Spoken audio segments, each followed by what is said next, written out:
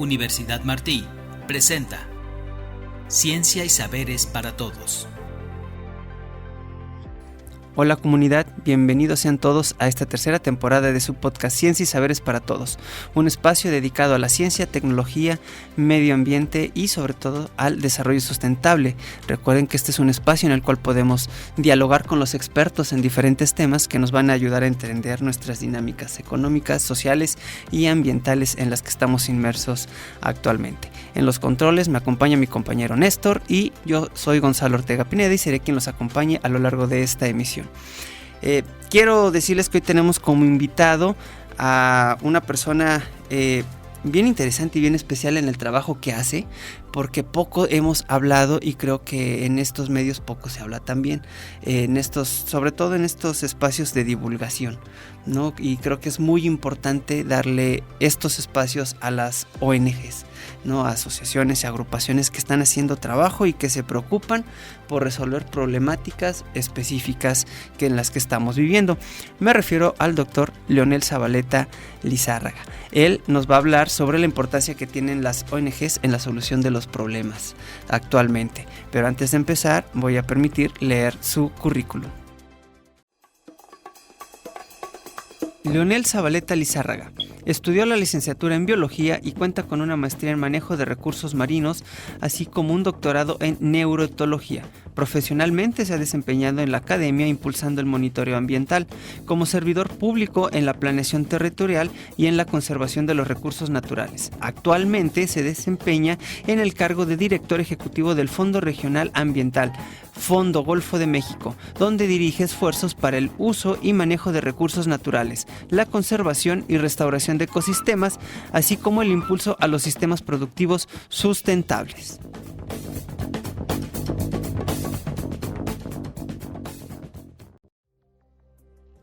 Bienvenido, doctor, un placer tenerte aquí con nosotros en este espacio. Hola, muchas gracias. Pues yo también agradecerles por la invitación. Es un gusto siempre poder compartir con la comunidad lo que hacemos. No, siempre es bueno y sobre todo, como bien le decimos a todos los que vienen, este es un espacio abierto y al final del día esto es para divulgar todos los trabajos que se están haciendo y que las personas también y todo nuestro auditorio se entere y que tengan otras posibilidades también, ¿no? Que vayan abriendo el abanico de posibilidades.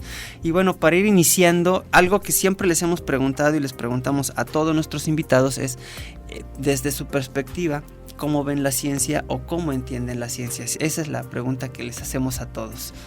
Pues mira, al final del día, pues yo soy científico, yo soy una persona formada desde el campo de las ciencias, y pues ¿cómo veo las ciencias?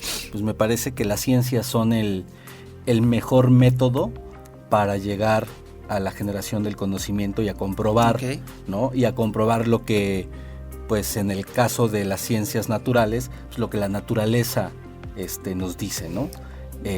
Ya desde la visión, desde una organización de la sociedad civil, ¿no? Desde este sector social, pues la ciencia es fundamental porque la ciencia nos ayuda a complementar el trabajo que hacemos. La ciencia nos ayuda a ayudarnos, en realidad, a tener respuestas para las problemáticas que existen en la naturaleza, o para entender los fenómenos que la propia naturaleza presenta, ¿no? Entonces la ciencia es un respaldo fundamental para el conocimiento, para diseñar, en nuestro caso, proyectos específicos, y para tomar acción con conocimiento pleno de lo que vamos a obtener. Fíjate, mencionas algo bien interesante ahí, ¿no? Que lo decías ahorita, al principio. El entender estos fenómenos que la naturaleza, o entender lo que la naturaleza nos dice, ¿no? Creo que pocas veces ponemos atención dentro en nuestro día a día, y bueno, y volteamos a nuestro alrededor y decir, ¿y la naturaleza me dice algo? ¿Me tendrá algo que decirme? Y hay tantos mensajes que nos está lanzando diarios, pero creo que no estamos acostumbrados ya nuestro inmerso en esta dinámica, sobre todo mucho en las partes de más urbanos, ¿no? Que no volteamos a ver qué es lo que nos dice esta naturaleza. Y yo, qué bueno que lo mencionas, para que podamos, tal vez hace falta parar un momento, voltear a ver y qué es lo que veo, ¿no? ¿Cuáles son estas señales que me pueda dar la naturaleza? Claro, y cómo la naturaleza con estos mensajes que nos manda, con estas señales, nos permite hacer esas preguntas que son fundamentales para tener el inicio de lo que vamos a buscar, ¿no? O sea, justo en el método científico, pues la primera fase del método científico es la observación, ¿no? O sea, estamos observando un problema, ¿no? Como lo definimos en el método científico, y derivado de esa observación y de ese planteamiento del problema, pues nosotros ya diseñamos todo lo que es nuestro diseño experimental, ¿no? O esa metodología que vamos a seguir, los pasos específicos del 1 al 2 al 3 al X para poder cumplir con nuestro experimento, o en el caso de la naturaleza como tal, pues para poder diseñar un proyecto que nos lleve a responder esas dudas iniciales generadas de la observación, de eso de lo que la naturaleza nos está hablando, ¿no? Y esto que comentas de que hemos perdido la capacidad de escuchar y de observar, es una realidad, ¿no? Tenemos un sinfín de problemáticas en el campo, por decirlo de alguna forma, en donde la naturaleza nos está diciendo estamos padeciendo o nos estamos enfrentando ahora a estos nuevos retos, y también en las zonas urbanas, en las zonas periurbanas, la misma naturaleza, el hecho de que vivamos en una ciudad, de que estemos en un ambiente urbano, no estamos exentos de vivir en un ambiente natural. No, claro. Lo hemos modificado, que es diferente, lo hemos acondicionado a las necesidades de la humanidad, pero en realidad vivimos en un ambiente natural que se expresa de formas diferentes y que también nos manda mensajes de formas diferentes al mensaje que tal vez podamos ver en un área natural protegida o en un campo de cultivo, ¿no? La ciudad también manda mensajes que son importantes desde el campo en el que nosotros nos dedicamos y desde la misma ciencia poder interpretar para poder generar estas preguntas. E incluso yo aquí le agregué lo que escuchamos, vemos, lo que no escuchamos también. Digo, pongo un ejemplo ahí, ya me acuerdo cuando era niño, las tardes, el canto de las aves cuando llegaban a los árboles. Ahorita, si acaso, aquí abajo en el parque, bueno, estamos en Jalapa, si acaso, pero muy poquito, ya no se escucha esa cantidad de aves que llegaban en las tardes a los árboles, ¿no? Sí, no. o esta parte de todavía, digo, los que crecimos en una ciudad pequeña como Jalapa, en temporada de lluvias.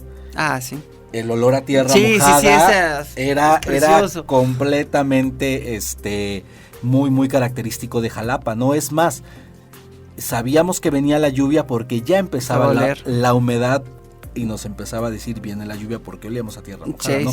Eso lo hemos perdido por una simple y sencilla razón, pues hemos llenado la ciudad de pavimento, de concretos, pues la hemos hecho impermeable y pues ya no tenemos estas capacidades naturales de expresión como lo mencionas. Sí, y eso yo creo que hay que poner mucha atención y no dejar que se pierda eso y trasladarlo a las generaciones, no a todas las generaciones.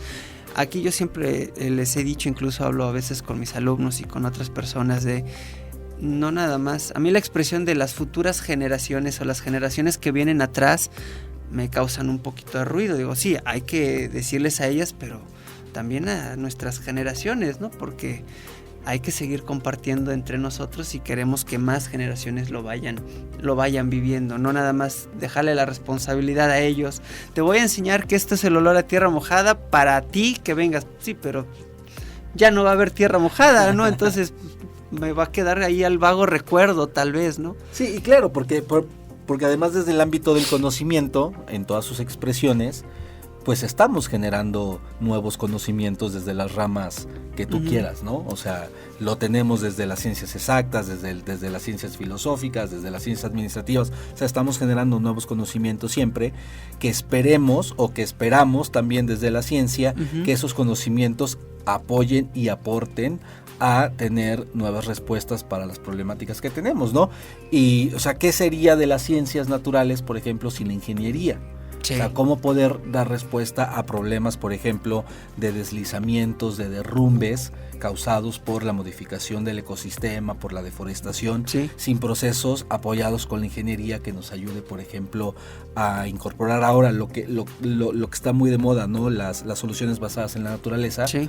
Pues tienen una base justamente de ingeniería, en donde a través de tal vez de terrazas, de curvas de nivel, Claro. de presas de piedra acomodada, podemos ir evitando estos procesos de deslizamientos o de erosión. Entonces es en donde el conocimiento se conjunta y es Claro. en donde esta generación tiene la gran responsabilidad, porque sí la tenemos, de dar soluciones efectivas para la emergencia climática y ambiental que tenemos. Oye, y ya entrando en esta materia más de lo que nos tiene reunidos el día de hoy y algo que mencionas de dar estas respuestas, me gustaría que nos explicaras, por ejemplo, qué es lo que hace una ONG, porque a veces es difícil, ¿no? Entendemos qué hace una empresa, qué es lo que hace una institución, una educación, pero a veces estos grupos de la sociedad civil que están organizados es, bueno, ¿y ellos qué hacen? ¿Cómo funcionan, no? Desde tu experiencia. Claro, mira, las organizaciones de la sociedad civil o las organizaciones no gubernamentales, en realidad estamos en todos los campos de acción, por decirlo de alguna forma, ¿no? Ajá. Yo específicamente tengo el honor de dirigir una que está en el sector ambiental, pero tenemos organizaciones en el sector de la educación, en el sector social, refiriéndonos específicamente a atender problemas de la población. Sí. Tenemos organizaciones en el sector salud, en el sector que tú quieras, ¿no? ¿Qué es la diferencia? Que somos ciudadanos, Uh-huh. que nos organizamos, Sí, sí, sí. ¿sí? Con un fin, un objetivo en común, con una misión, con una serie de valores, Ajá. para organizarnos de tal forma a través de una figura legal, porque he de aclarar que una organización de la sociedad civil tiene una figura legal. En el caso de Fondo Golfo de México, a quien yo, repito, dirijo, es una asociación civil legalmente constituida, sí. Pero hay otras figuras de asociación social, ¿no? Sí, sí, sí. Pueden ser cooperativas, pueden ser sociedad rurales de producción, o sea, hay muchas figuras. Entonces, ciudadanos comunes y corrientes, Uh-huh. nos organizamos para formar un grupo, Sí. que busca un objetivo en común. Okay. Y ese objetivo muchas veces está en función de tratar de dar respuesta o de encontrar oportunidades que desafortunadamente no las tenemos, por ejemplo, a través del sector gobierno. Okay. ¿No? En el caso del sector ambiental, nosotros en Fondo Golfo de México, pues somos una organización que buscamos coadyuvar a las acciones de gobierno, Uh-huh. ¿sí? Okay. Y a las necesidades en el sector ambiental para fortalecer los mecanismos específicos de conservación y de restauración. Okay. Pero somos grupos de ciudadanos comunes y corrientes, formados de diferente forma, Sí. que buscamos un objetivo en común desde el área del conocimiento al que nosotros nos dedicamos. Ok, entonces aquí es importante que lo sepa el auditorio, ¿no? Es la organización de los ciudadanos, pero una característica de los que a veces nos juntamos y queremos hacer algo y hacemos algunas jornadas, a lo que hacen estas organizaciones también es la figura jurídica, ¿no? Elegir la que más convenga de acuerdo a las actividades, de acuerdo al área. Y sobre todo lo que mencionabas es coadyuvar en las acciones que el gobierno posiblemente no le da abasto, no puede, no visualiza por X o por Y razón. Las organizaciones ahí entran y ese es un tema bien importante, ¿no? Que es ¿qué más podemos hacer? Digo, si ya se detectan estos problemas, ¿cómo nos sumamos a la solución? No es ir gobiernos por un lado, sociedad civil por otro, empresas con otro, y a veces porque podemos llegar a pensar, no, es que yo con ellos yo no me quiero juntar, ¿no? Porque no cumplen no es para lo que, no están haciendo lo que tienen que hacer. Bueno, habría que ver por qué no lo hacen, posiblemente desconocimiento, puede ser recursos, N cantidad de factores, ¿no? Pero si vemos eso, la problemática, y decir, bueno, ¿tú qué haces? ¿Yo qué hago? Y toda la sociedad, creo que podríamos encaminarnos, ¿no? A tratar de dar soluciones más viables, me parece. Sí, mira, la verdad es que desde la visión de tu servidor y desde la experiencia profesional, vivimos en un país que está bastante desarticulado y bastante descoordinado. Sí. Y esto que tú estás mencionando es bien fundamental porque muchas veces desde los diferentes sectores perseguimos un mismo objetivo. Sí.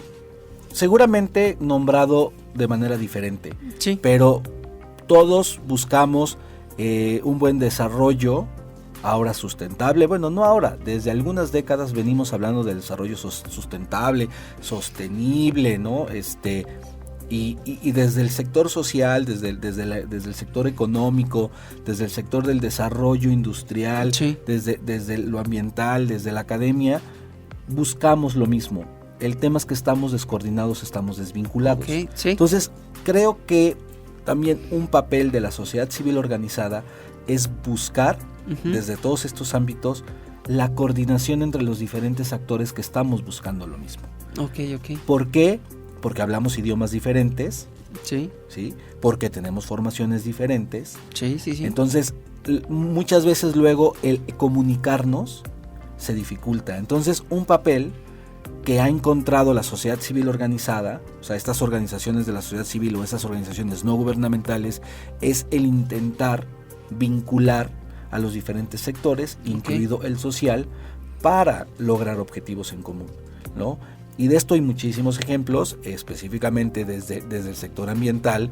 En realidad nos hemos dado cuenta desde hace muchos años, estoy hablando de esto de 30, 35 años en promedio, en donde en México se empezaron a formar las primeras organizaciones de la sociedad civil con un objetivo muy firme, que ahora son instituciones, más que organizaciones, son ya instituciones formadas de 30 a 35 años, en donde nos dimos cuenta que no era suficiente el esfuerzo del gobierno para revertir la tendencia que traíamos específicamente en aquel entonces en las tasas de deforestación. Sí. ¿No? Entonces, después de 30 años, 35 años, lo que hemos visto es que hemos venido acompañando procesos de la mano con los gobiernos en algunas ocasiones, en algunas otras no ha sido posible, ¿no? Porque no ha existido esta oportunidad de comunicación y de coordinación. Claro. ¿No? Ha habido otras que sí, que se ha trabajado muy bien y que hemos alcanzado metas importantes, hemos alcanzado logros importantes en la agenda ambiental, pero siempre esto ha sucedido cuando ha habido una buena comunicación y una buena coordinación. Mencionas, esa parte es bien importante, la comunicación y el lenguaje que se utiliza, ¿no? Porque también yo aquí le agregaría los tiempos. Los tiempos gubernamentales a veces son muy distintos de los tiempos de las ONGs, y ya no hablemos de los tiempos desde el área que yo conozco y tengo experiencia desde la academia, ¿no? Digo, en el sector gobierno es para cuándo se necesita el análisis, no, pues necesitamos para ayer. Y desde el área académica, oye, espérame, un análisis no te lo puedo hacer para ayer, ¿no? O sea, lleva un tiempo, hay que hacer.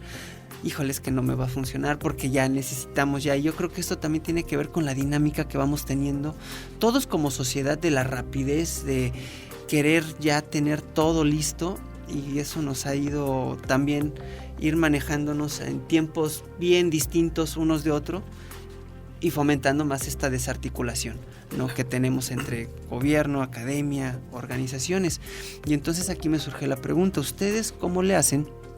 O las recomendaciones, qué es lo que están haciendo para poder articular su visión, su misión, lo por el cual están formados, y trabajar con todos estos sectores que parece que unos van más rápido, otros van más lentos, pero todos buscamos el mismo objetivo. ¿Cómo se le hace, no? Sí, mira, aquí creo que vale la pena platicar un poco qué es Fondo Golfo de México y cómo es que funcionamos. Fondo Golfo de México, repito, somos una asociación civil que formamos parte de la Red de Fondos Ambientales de México. Como Fondo Golfo de México, nosotros trabajamos en los estados de Veracruz, Puebla, Tabasco y Campeche, la región del Golfo de México, y existen otros fondos ambientales igual a nosotros, que trabajan en otras partes. Te puedo nombrar, por ejemplo, el Fondo Noroeste, que trabaja en Jalisco, Colima, Sinaloa, las Californias, Baja California y Baja California Sur, o el Fondo Centro, que trabaja en el Estado de México, Michoacán, Querétaro, San Luis Potosí, ¿no? Guanajuato. O sea, de alguna forma, los fondos ambientales regionales nos hemos repartido el territorio porque también entendemos que no podemos hacer todo en todos lados. ¿Sí? Sumado a esto, en realidad existe un Fondo Ambiental Nacional, que es el Fondo Mexicano para la Conservación de la Naturaleza, que también es una asociación civil como todos nosotros. Estamos todos vinculados desde el Fondo Mexicano con todos los fondos regionales, y lo que hacemos es diseñar proyectos con la experiencia que tenemos en nuestras regiones, no desde un escritorio en la Ciudad de México, sino alimentándonos de la experiencia de nuestros socios en campo, porque los fondos regionales trabajamos con sociedad civil, con productores, con gobiernos locales. Entonces, de ahí nos nutrimos, vemos las necesidades, las urgencias, entonces diseñamos proyectos de mediano y largo plazo que son financiados principalmente por recursos internacionales.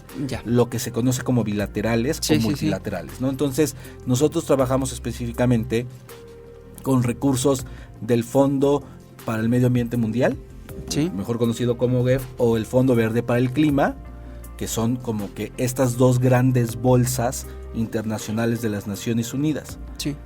Podemos transitar, que eso también ha sido una lección aprendida. O sea, no es que lo hicimos desde el principio.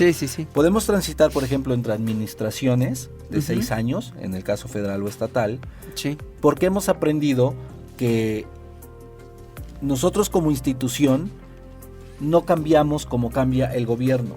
Entonces diseñamos proyectos que permiten que la operación esté en la sociedad civil organizada y no en el gobierno, para que cuando vengan estas transiciones, en realidad la operación no se detiene ni en la parte administrativa ni en la parte operativa. ¿No? Esa es una ventaja. Por supuesto. Entonces no cortamos procesos de implementación y de desarrollo a nivel del territorio, porque por supuesto que es muy complicado que desde un recurso de gobierno, que también tienen su valor y tienen su importancia y su objetivo, pero cortamos procesos cuando cambiamos administraciones. Y de aquí a que vuelve la nueva administración y evalúa y vuelve a retomar, pues perdemos 1, 2, 3 años de procesos que se cortan. Nosotros no hacemos eso, entonces por eso podemos desarrollar e implementar proyectos en promedio de implementación en campo de 4 o 5 años. Eso es una ventaja que se tiene, ¿no? Pero ese proyecto nos tardó casi el mismo tiempo desde el diseño hasta que todo el proceso de aprobación y demás hasta que llegamos a campo. Entonces, un proyecto exitoso para nosotros no es un proyecto, por ejemplo, sexenal, es un proyecto de una década. ¿No? Porque desde que lo diseñamos hasta que lo terminamos de implementar en la última acción y el último peso en campo, nos llevamos aproximadamente 10 años o 7, 8 años, ¿no? Entonces, eso únicamente se puede hacer a través de la sociedad civil. ¿No? Y nos vinculamos también con procesos académicos, con investigadores de los diferentes centros, universidades, institutos de las regiones, ¿no? Por ponerte un ejemplo, trabajamos mucho con el tema de café, de sombra, entonces tenemos una muy buena relación con todos los productores y con las organizaciones de la sociedad civil en Huatusco, Coatepec, Jico, Teocelo, Cozautlán, que están formados por productores, o sea, ellos son productores de café. Hay, digamos, una primer base de sociedad que son los productores, y está la academia. Entonces nos vinculamos con la Universidad de Chapingo, en el CRUO de Huatusco, con el Instituto de Ecología, la Universidad Veracruzana, para justo lo que platicábamos en un principio, dar respuesta a necesidades que tiene el campo, el productor, no sé, tema de la roya hace 5 o 6 años, en donde necesitamos investigación muy específica, muy puntual, que nos ayudara a dar respuesta para que la roya no volviera a pegar como pegó en los cafetales del centro de Veracruz, sí. que colapsó la economía fue terrible, esa plaga fue terrible en todo Veracruz. ¿No? Entonces, pero tuvimos que aprender de ella a través de estudiantes de posgrado, estudiantes de licenciatura, tesistas, campesinos, organizaciones de la sociedad civil, el propio gobierno. O sea, hicimos un grupo consolidado fuerte en donde retomamos lo que ya existía de investigación, que nos arrojó como que las primeras luces de por qué nos pasó esto, y después generamos conocimiento en conjunto para. Entonces nuestros proyectos buscan eso, y por eso es que no padecemos en una gran magnitud este desfase de los cambios de administraciones federales o estatales, que de por sí son complejos, o administraciones municipales que son mucho más dinámicos. Sí, ¿no? Es un tiempo muy cortito en el caso municipal, y ahí ya cuando quieran trabajar dice, oye, ¿qué crees? Ya se va a correr, ya va a terminar la administración y claro, no puedes dejar estos procesos truncos, ¿no? Exactamente, y más porque cuando hablamos de medio ambiente, cuando hablamos de recursos naturales, la implementación y los resultados no son inmediatos. Sí, no. O sea, pensemos en el ejemplo clásico. Yo planto un árbol, siembro una semilla, y a los 6 años, si en el mejor de los casos tengo, dependiendo de la especie, pero tengo un arbolito de 1 metro, 1,5 metros. Sí, no. Entonces, si pensamos restaurar, reforestar miles de hectáreas, desde una visión de la administración pública, pues ellos quieren ver resultados inmediatos. ¿Por qué? Pues porque tienen también que demostrar que lo están haciendo. Entonces, los procesos naturales son muy tardados, no son inmediatos, entonces es también con lo que nosotros tenemos que trabajar. Y con mucha paciencia, ¿no? Con mucha paciencia, a diferencia de otras áreas que tal vez, ¿dónde está el resultado, no? Apenas lo sembramos, todavía no está captando tanta agua como quisiéramos, o el CO2, ¿no? Entonces, creo que ahí la paciencia en el caso de las organizaciones es muy, muy importante. No, algo que también hemos ido perdiendo, pacientes, y decir, vamos a hacer las cosas, paso, que tienen que ser, pero bien, y eso no significa no ser productivos, ¿no? Claro, porque además estamos viviendo en la era de la inmediatez. Sí. ¿No?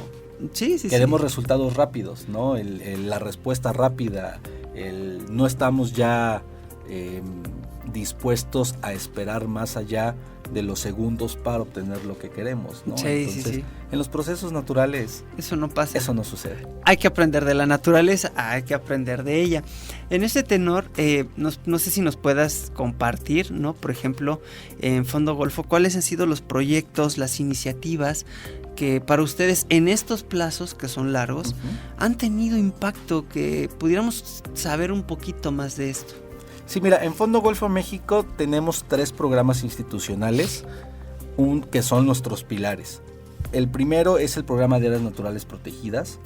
Y trabajamos con 10 áreas naturales protegidas de carácter federal, muy de la mano con la Comisión Nacional de Áreas Naturales Protegidas. Trabajamos, por ejemplo, en los parques nacionales de Cofre de Perote, Pico de Orizaba, Sistema Arrecifal Veracruzano, en Veracruz. En Tabasco, por ejemplo, estamos trabajando en el área de protección de flora y fauna de Cañón del Usumacinta, allá arriba en la frontera con Chiapas y con Guatemala, o la gran reserva de la biosfera de Pantanos de Centla, abajo en la costa. También aquí en Veracruz estamos en la maravillosa reserva de la biosfera de los Tuxtlas, o en el área de protección de flora y fauna de allá arriba de Lobos Tuxpan, que también es una maravilla. O el gran contraste de la reserva de la biosfera de Tehuacán, Cuicatlán en Puebla.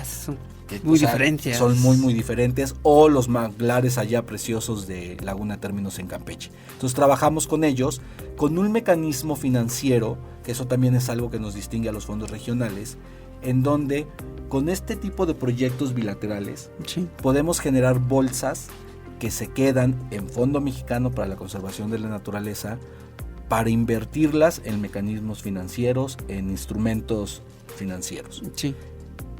Ese recurso, que nosotros le llamamos patrimonial, nos permite cada año obtener intereses.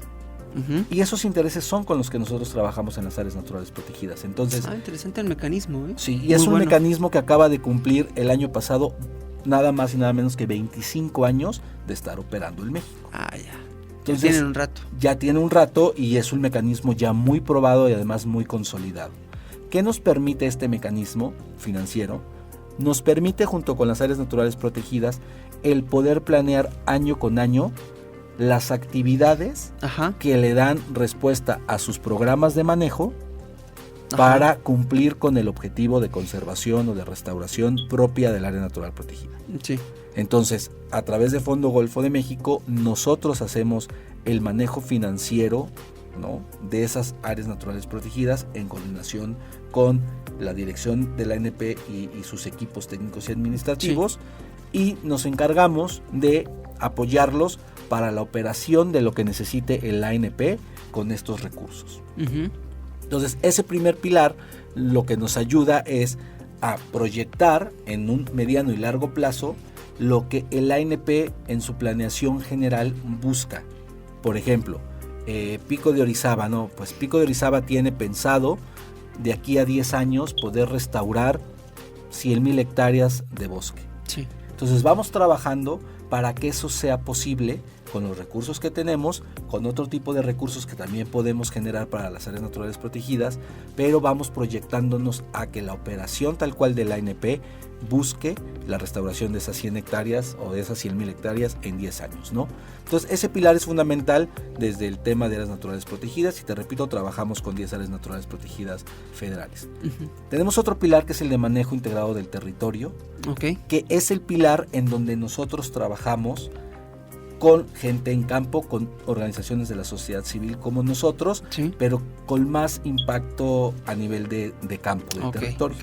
Y ahí tenemos 2 proyectos ahorita que estamos implementando. Uno se llama Conecta, y que con este proyecto estamos buscando el implementar acciones de impulsar actividades en manejo agrosilvopastoril. O sea, buscar mejorar la ganadería en el estado de Veracruz. Es un tema importante. Con sistemas amigables, sustentables, y apoyar también el tema de la agroforestería en temas agrícolas. Entonces, estamos también ya muy ocupados en generar alimentos sanos, pero con técnicas y con la implementación de métodos en campo que, en primer lugar, benefician al productor, dejen de depender de insumos químicos, y con esto ayuden a restablecer los equilibrios ecológicos de los sistemas. Entonces, no estamos diciendo no a la ganadería, no a la agricultura, sino estamos diciendo sí a una ganadería regenerativa, sustentable, sí estamos diciendo a una agricultura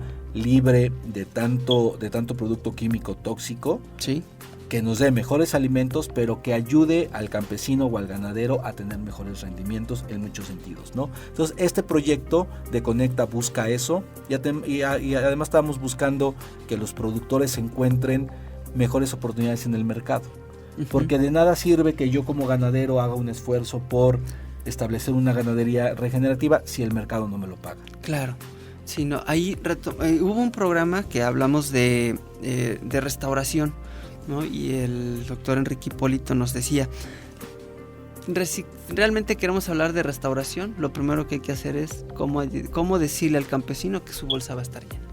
Si no, va a ser muy difícil, ¿no? Por los precios, cómo le dices, hay que cuidar, pero ¿y yo de qué voy a vivir, no? Pero si el trabajo que ustedes están haciendo de generar estos mercados, creo que es fundamental, ¿no? Y algo bien importante, no negarse a la ganadería, no negarse a la agricultura, sino creo que el trabajo que hacen es el cómo sí y mejorarlo. Claro, ¿no? Y mira, y sobre todo en el tema de la comercialización, es que también hemos aprendido que ese tipo de productos hay que generarles su propia cadena de valor.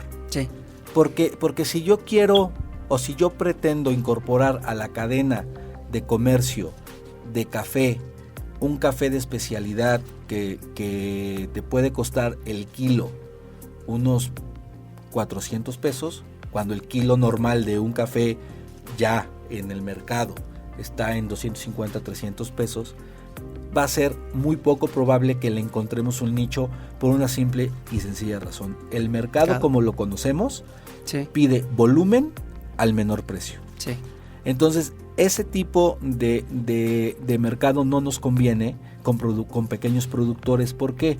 Porque si entramos en este modelo con ellos, les vamos a pedir más volumen, de mejor calidad, pero con un precio más bajo.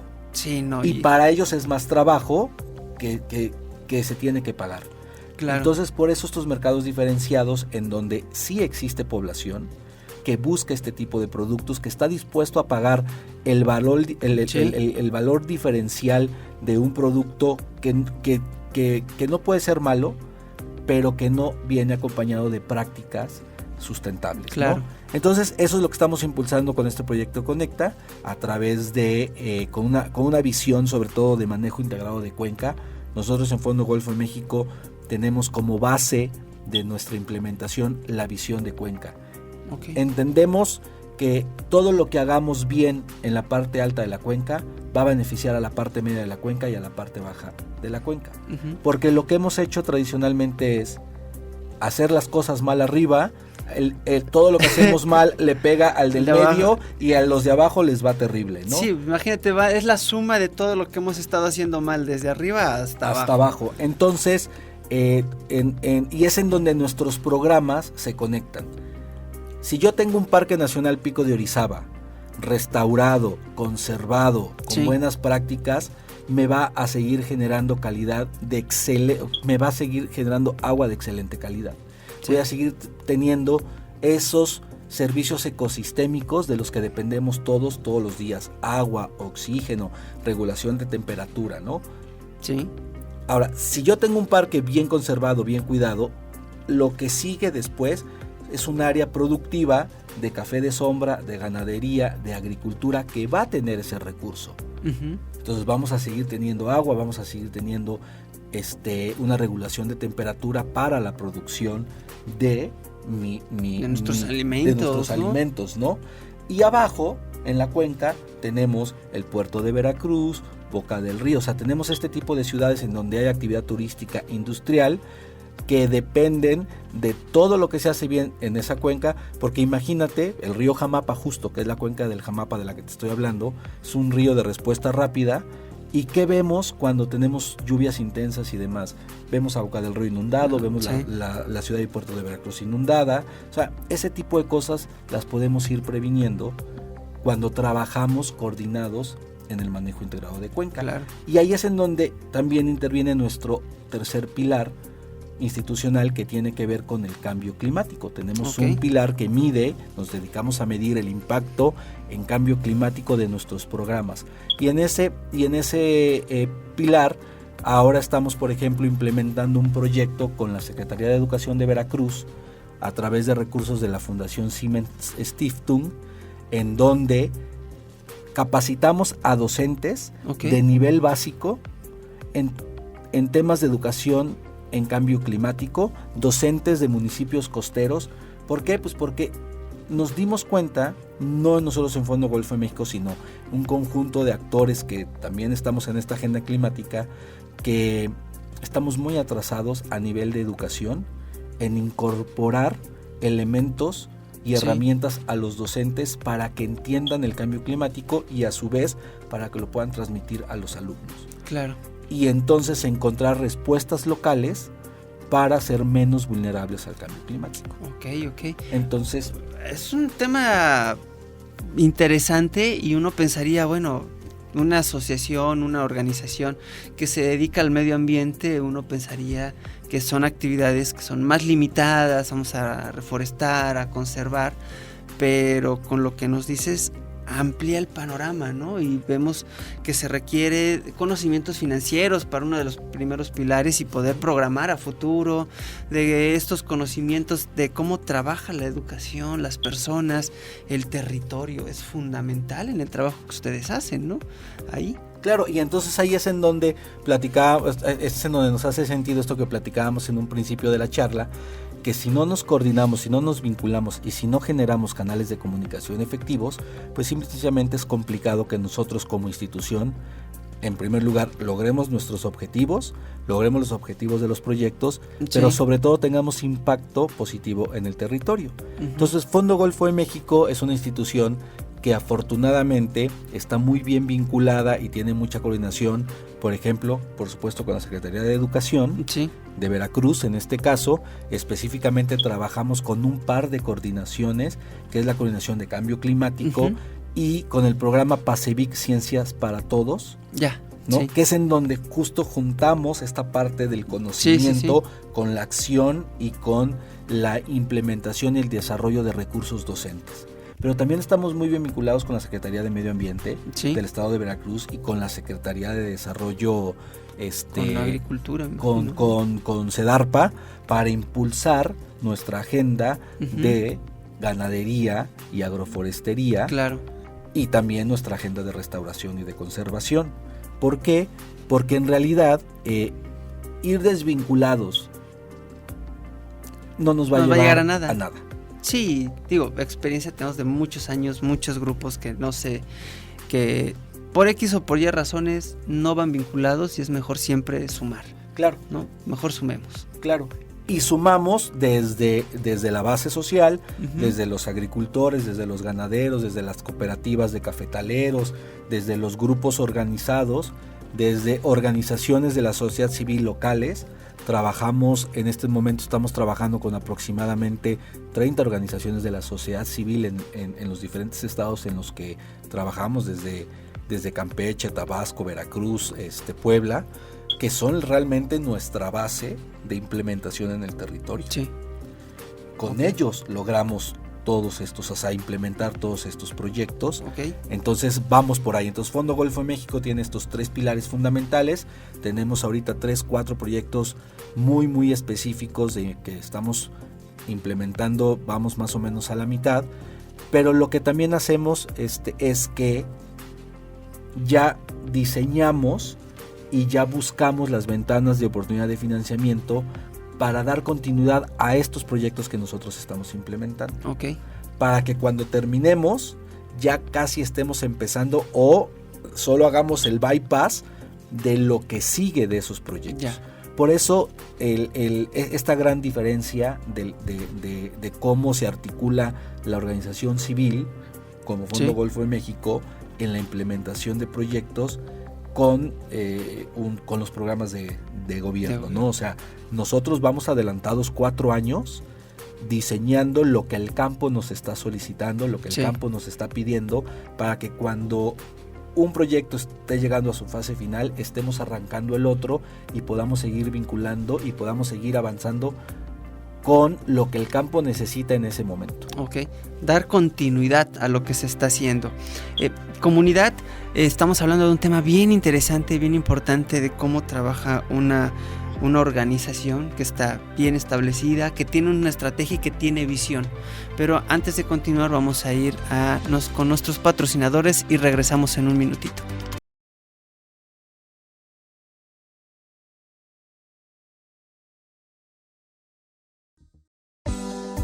Universidad IBES te ayuda a alcanzar tus metas académicas y profesionales. Con un compromiso constante con la excelencia educativa, la Universidad IBES ofrece una amplia variedad de programas académicos para satisfacer tus intereses y aspiraciones. Nuestra oferta incluye 14 licenciaturas, 18 especialidades, 8 maestrías y 5 doctorados. Además, tienes acceso a recursos y oportunidades únicas que te ayudarán a lograr tus metas profesionales. Alcanza tus sueños sin preocupaciones. No lo pienses más y únete a la mejor comunidad. Contáctanos a través de nuestra página de Facebook, estamos como Universidad IBES, o llama al 2288-123-456. También puedes mandarnos un WhatsApp al 2287-540751 y si lo prefieres, visítanos en Azueta 34, Colonia Centro, en el corazón de Jalapa, Veracruz. 28 años de experiencia respaldan nuestra excelencia. Somos Linces, somos IBES.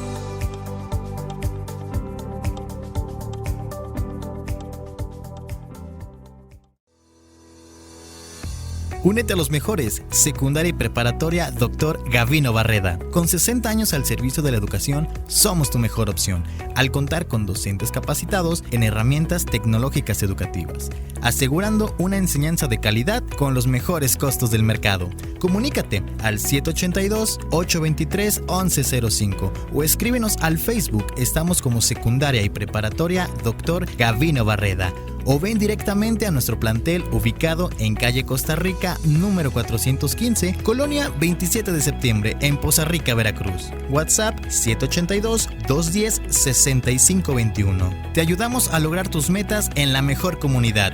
Nuestra historia respalda nuestro prestigio. Secundaria y preparatoria Dr. Gavino Barreda. 60 años brindándote excelencia educativa. Soy Gavino, soy evolución.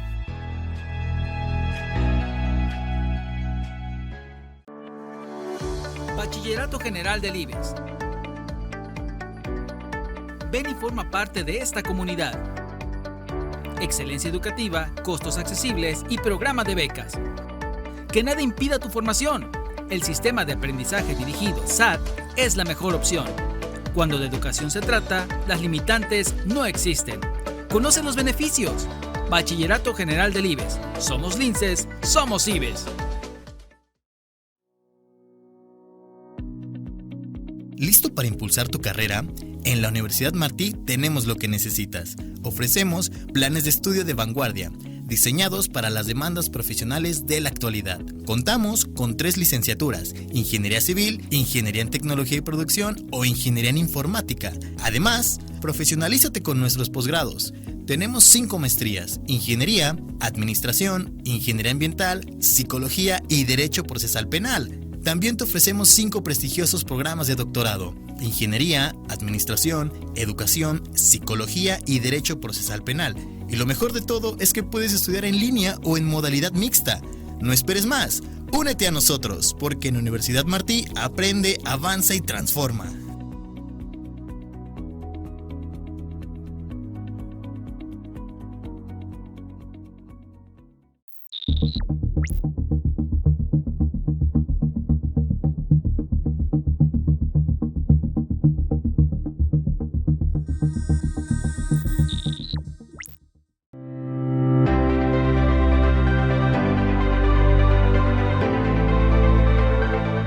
Comunidad, estamos de regreso aquí hablando con Leonel sobre el tema bien interesante sobre las ONGs, y nos decías de la importancia de tener este vínculo y esta conectividad en el tiempo, esta conectividad temporal en el tiempo con los proyectos, ¿no? Y eso es de mucha estrategia que se tiene que pensar ustedes como ONG. Sí, y mira, son estrategias en diferentes niveles, porque y esa es la gran oportunidad que nos da el poder estar en el territorio. Sí. ¿No? O sea, el conocer las regiones en las que trabajamos, el conocer la base social con la que trabajamos, porque por supuesto que la necesidad del campo veracruzano es diferente a la necesidad del campo de Chihuahua. Claro. ¿No? Tenemos un proyecto, este proyecto que te menciono de Conecta, con recursos del Fondo Mundial para el Medio Ambiente, en el que establecemos ganadería regenerativa sustentable. Uh-huh. Y en promedio en Veracruz un ganadero tiene en promedio 2-3 hectáreas. Uh-huh. ¿No? Sí. En Chihuahua el promedio del ganadero es 15,000 hectáreas. Con ambientes completamente diferentes, claro, con hatos completamente diferentes. Entonces, el que nosotros podamos diseñar, podamos ver desde la base social cuáles son las necesidades de nuestro campo, por ejemplo, o de nuestras áreas naturales protegidas, o de nuestros procesos de restauración, nos permite diseñar modelos de mediano y largo plazo para poder buscar financiamiento. Ok. Pero la clave de esto, Gonzalo, es que por supuesto los fondos a los que nosotros buscamos acceder siempre son fondos que nos piden mucha información formal. Sí. Entonces ahí retomo el tema de la ciencia. Sí. ¿No? si yo puedo estar diciendo, porque lo veo, porque los productores me lo dicen, ¿sabes qué? Lo acabamos de vivir, o sea, estamos en enero del 2024, en noviembre los cafetales empezaron a fructificar y se empezó a madurar el fruto. Sí. Se adelantó la cosecha. Se adelantó y bastante. Eso nos generó un impacto fuerte en la cosecha. ¿Por qué? Por diferentes situaciones. 1, no había gente para la cosecha. 2, no había el dinero para pagarle a esa gente. Sí.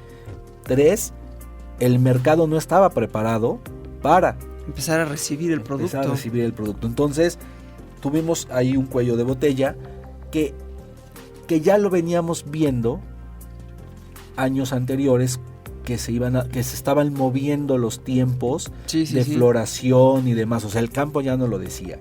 Pero cuando yo le digo eso a un donante, el donante me dice, está bien, te creo.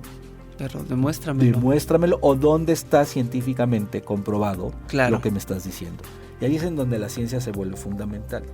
Entonces, cuando nosotros diseñamos este tipo de proyectos, siempre nos basamos en el conocimiento formal. Esa parte es bien importante, ¿no? Tenemos el conocimiento de campo, ¿sí? que sabemos que es cierto, que es muy valioso. Es muy diferente al formal, pero es muy valioso. O sea, no estoy diciendo que algunos más o menos, los dos tienen su nivel de importancia, pero el del campo te dice, oye, es que estamos viviendo esto, nosotros todos los días lo estamos viendo. O sea, la naturaleza nos está dando mensajes. Sí. Ok. Y ahí el investigador, el estudiante, es el que llega a tomar los datos, a analizarlos para decir, mira, lo que don Roberto está diciendo, pues resulta que sí es cierto, pero don Roberto nos lo está platicando, pero lo estamos viendo desde hace 3-4 años. Sí. ¿No? Entonces, eso es lo que nos ayuda a nosotros para poderle demostrar al donante que tenemos que tomar diferentes actividades, diferentes acciones en el diseño de nuestros proyectos, con una base de campo, pero también formal. Es el conocimiento al final del día, es cómo lo vamos a emplear y cuál va a ser el fin, ¿no? Y en este caso, como bien dices, el conocimiento en sus diferentes formas y expresiones. El conocimiento de campo que tienen ya las personas, que ustedes con la gente de campo que tienen lo va viendo. Los científicos, bueno, hay que corroborar, hacemos datos, mediciones, de no nada más de ese periodo, sino con periodos atrás, para que ustedes tengan esa información. Fíjate que ahorita, por desgracia, el tiempo nos está empezando a comer, se nos está yendo muy rápido, pero sí me gustaría, ya para perfilar hacia el cierre, que nos dijeras cómo ves a Fondo Golfo en el futuro. ¿Cuáles serían cómo se ve Fondo Golfo en unos cuantos años? Pues mira, Fondo Golfo creo que afortunadamente después de 10 años de estar en el territorio, hemos logrado consolidarnos como una organización regional reconocida. Queremos seguirlo siendo. Sí. La verdad es que queremos seguir sumando a diferentes actores que intervienen en el territorio. Afortunadamente hemos estado abriendo el último año una oportunidad de trabajar con el sector privado, ¿no? Con los industriales, con empresas, y eso es fundamental porque es el otro elemento que nos faltaba en la ecuación, ¿no? Tenemos gobierno, tenemos sociedad civil, tenemos academia, el sector privado está empezando a colaborar con nosotros, entonces nos vemos en el corto plazo trabajando más con el sector privado, que nos apoye a todos estos procesos de restauración, de conservación y de implementación de buenas prácticas en los procesos productivos. También nos vemos como una organización que ayude a dar respuesta o que continúe ayudando a dar respuesta a las problemáticas del campo, territoriales, continuar vinculándonos con todos los actores de la sociedad, con gobiernos, con academia.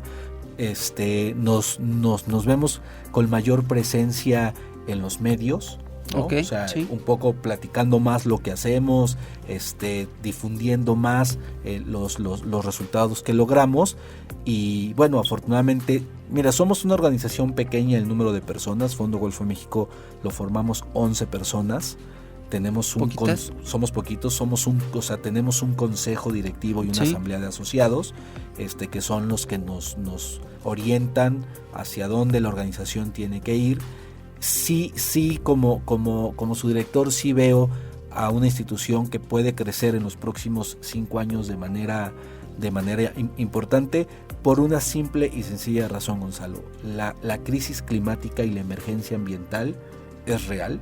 Sí, ya. Y necesitamos más manos que nos ayuden, ¿no? Y no es algo que ya viene, ¿no? Ya está aquí. Ya está, ya lo estamos viviendo todos los días. Desafortunadamente tenemos alguna consecuencia de la crisis ambiental y en Fondo Golfo de México vamos a necesitar manos importantes que nos ayuden, sobre todo en continuar generando nuevas cosas, nuevos conocimientos, nuevas ideas para implementar en el territorio, ¿no? Entonces nos vemos como una organización que continúa con pasos firmes a favor de la sociedad y del medio ambiente. Pues yo creo que tienen todos los elementos para que esto pase y tener Fondo Golfo para muchísimos años más, sobre todo por el excelente trabajo que están haciendo, ¿no? Esto que estás dirigiendo, las estrategias que nos has mencionado, creo que son muy importantes y que las personas que nos están escuchando pues también visualicen y puedan que hagan ese análisis, ¿no? No nada más es crearse y nos juntamos y vamos a hacer algo, sino por ahí se empieza, claro. Pero tener un camino, una estrategia, algo claro, creo que nos va a ayudar mucho. Ya para finalizar, no sé si nos podrías dar algún contacto, un correo electrónico, por si alguien del auditorio tuviera interés en conocer más o en decir cómo podemos sumarnos. Sí, miren, mi correo personal es lzabaleta@fogomex.org. Y Fondo Golfo México lo pueden encontrar en las redes sociales. Okay. Principalmente estamos más en Facebook y en X. Okay. ¿No? Ahorita por el momento estamos parados con el tema de Instagram, estamos ahí restableciendo algunas cosas y tenemos nuestro sitio web, que es fgm.org.mx. Entonces ahí van a encontrar todo lo que les he platicado ahora.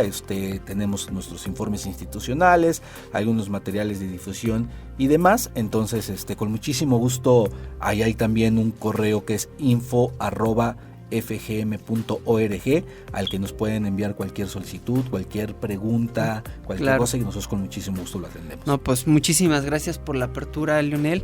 Y comunidad, bueno, así es como hemos llegado al final de esta emisión. Ciencia y Saberes para Todos. Recuerden, es un lugar de encuentro y de diálogo. Agradecemos la presencia del doctor Leonel Zabaleta. Muchísimas gracias a usted. Por poder ampliarnos más la importancia que tienen las ONGs y cómo trabajan. Les recordamos a todos que estén pendientes de este programa y que en sus redes sociales le den me gusta y nos ayuden a compartir. Nos vemos y nos escuchamos la semana entrante. Muchas gracias, Leo. Gracias. Hasta luego.